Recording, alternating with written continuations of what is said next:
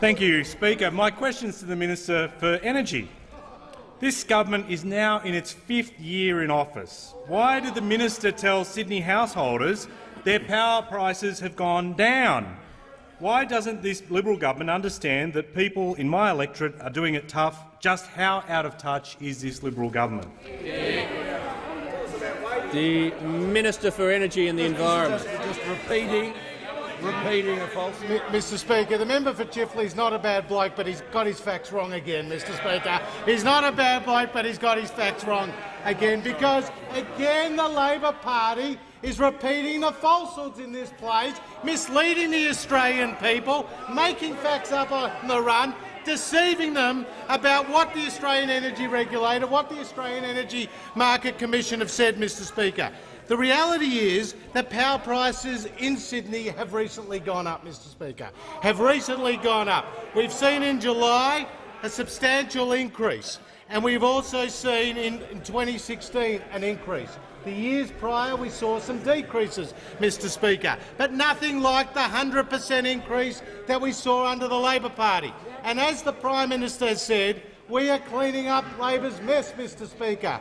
Their failure to heed the warnings of their own energy white paper, their failure to heed the warnings of the Australian Energy Market Operator when it came to setting up large exports of gas from the East Coast, and the impact that that would have on shortfalls and on price. And we know that gas is increasingly setting the price of electricity, Mr. Speaker. If the Labor Party had only been sensible, if they'd only had some foresight, if they had only prepared, then we wouldn't have been in the situation where we are today, with gas prices tripling over the last 5 years, Mr. Speaker.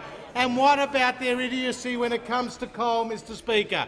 The member for Hunter, who's waving the white flag over Liddell, Mr. Speaker, who's refusing to stand up for his workers, who will go into Newcastle, write in the Newcastle Herald, I'm the best friend of the coal workers, and then come into this place and vote for motions that says coal has no future in Australia, Mr. Speaker. That is what the member for Hunter. And what about the member for Shortland, Mr. Speaker?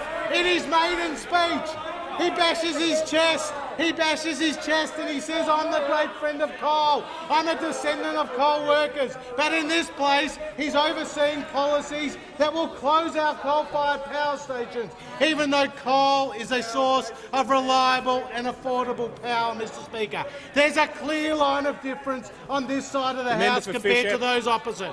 Those opposite want to join with the Greens to sell out blue-collar workers to try to win some votes in the inner city. We on this side of the House want to stand up for manufacturers. We want to stand up for industries, like the member for Wannan's electorate, okay, and the member for Grey's electorate, Mr. Speaker. The Minister can resume his seat for a second.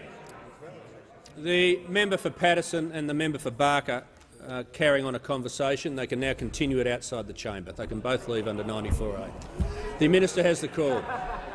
Mr. Speaker. And the member for Chifley might be listening to the rest of the answer to his question if he continues to interject. Mr. Speaker. The Minister has the call.